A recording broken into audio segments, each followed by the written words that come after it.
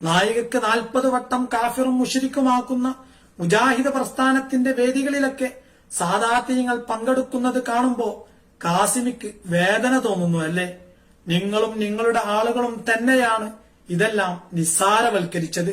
സമസ്തയുടെ മഹിമ പറയുന്ന നിങ്ങൾക്കൊക്കെ ഒന്നും പറയാൻ കഴിയാത്തടത്തേക്ക് കാര്യങ്ങൾ എത്തിപ്പെട്ടിരിക്കുന്നു എന്ന് കാസിമി അങ്ങേക്ക് ബോധ്യപ്പെട്ടു തുടങ്ങിയിട്ടുണ്ട്. പാണ്ഡിത്യത്തിന്റെ അത്യുന്നതിയിലുള്ള പല സയ്യിദന്മാരെയും നിങ്ങളുടെ ആളുകൾ പച്ചക്ക് തെറിവിളിച്ചിട്ടുണ്ട്. തെറിവിളിപ്പിക്കാൻ പലരെയും ഉപയോഗപ്പെടുത്തിയിട്ടുമുണ്ട്. അരുതെന്ന് പറയാൻ നിങ്ങൾക്കന്നു കഴിഞ്ഞില്ല. അതിന്റെ പരിമിത ഫലം നമ്മൾ കണ്ടതാണ്. പാർട്ടി തിരിച്ച് നമ്മന്റെ പാർട്ടിയല്ലാത്ത സയ്യിദന്മാരെ തെറിവിളി പരിശീലിപ്പിച്ചതും നിങ്ങൾ തന്നെയാണ്.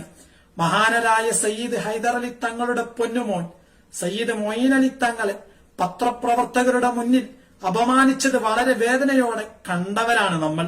എല്ലാത്തിനും ഉത്തരവാദികൾ നിങ്ങൾ തന്നെ. കാന്തപുരം ഉണ്ടാക്കുന്ന പള്ളിയുടെ വലിപ്പവും കാറിന്റെ ചൊറുക്കും നോക്കി നടന്നപ്പോഴേക്ക് എല്ലാം കൈവിട്ടുപോയതാണ്.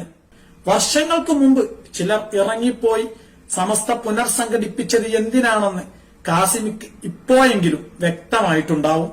അന്ന് നിങ്ങൾ കാന്തപുരത്തിനെതിരെ ചെലവഴിച്ച സമ്പത്തും സമയവും മുജാഹിദുകൾക്കെതിരായിരുന്നുവെങ്കിൽ ഇന്ന് അവർക്ക് കേരളത്തിൽ ഒരു അഡ്രസ്സും ഉണ്ടാകുമായിരുന്നില്ല. അന്ന് ഒരേ ഒരു ലക്ഷ്യം മാത്രമായിരുന്നു നിങ്ങൾക്ക്: എങ്ങനെയെങ്കിലും കാന്തപുരത്തെ മൂലക്കിരുത്തണം. കാന്തപുരം വളർന്നു വാനോളം. പരിശുദ്ധ റസൂലിന്റെ ഷഅർ മുബാറക്ക് പോലും നാടുനീളെ സ്റ്റേജ് കെട്ടി എതിർത്തവരാണ് നിങ്ങൾ. നിങ്ങൾക്ക് അറിവില്ലാത്തത് കൊണ്ടായിരുന്നില്ല, അത് സത്യമാണെന്ന് ബോധ്യപ്പെടാത്തത് കൊണ്ടുമല്ല. അതിന്റെ മതവിധികളെ നിങ്ങൾക്ക് ആരും പറഞ്ഞു തരേണ്ടതുമില്ല. എന്നിട്ടും നിങ്ങൾ എന്തെല്ലാം കാട്ടിക്കൂട്ടി. കാന്തപുരത്തെ ഇല്ലായ്മ ചെയ്യാൻ പരിശുദ്ധ റസൂലിനെപ്പോലും അവിടുത്തെ പരിശുദ്ധ ആസാറുകൾ പോലും തള്ളിയവരാണ് നിങ്ങൾ. വർഷങ്ങൾക്ക് മുമ്പ് മഹാനരായ വരക്കൽ മുല്ലക്കോയത്തങ്ങൾ സമസ്ത രൂപീകരിച്ചത് എന്തിനാണെന്ന് നിങ്ങൾ നിങ്ങളുടെ പാവപ്പെട്ട അണികളോട് ഇനിയെങ്കിലും വിളിച്ചു പറയണം. അവർക്കത് അറിയില്ല. പഠിപ്പിച്ചു കൊടുക്കണം നിങ്ങൾ.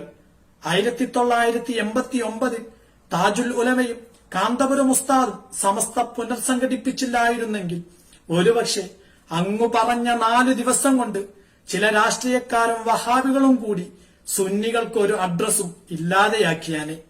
ഞാൻ സുന്നിയാണെന്ന് സധൈര്യം അഭിമാനത്തോടെ വിളിച്ചു പറയാൻ കരുത്തും ഊർജവും തന്ന് വളർത്തി പാകപ്പെടുത്തി മുജാഹിദ്, ജമാഅത്ത്, തബ്ലീഗ്, കള്ളത്വരീക്കത്തുകൾ തുടങ്ങി സകല പുത്തൻവാദികളെയും സകല മുക്കൂട്ട് മുന്നണികളെയും ഇരുത്തേണ്ടടത്ത് ഇരുത്തിയത് കാന്തപുരം ഉസ്താദ് തന്നെയായിരുന്നു.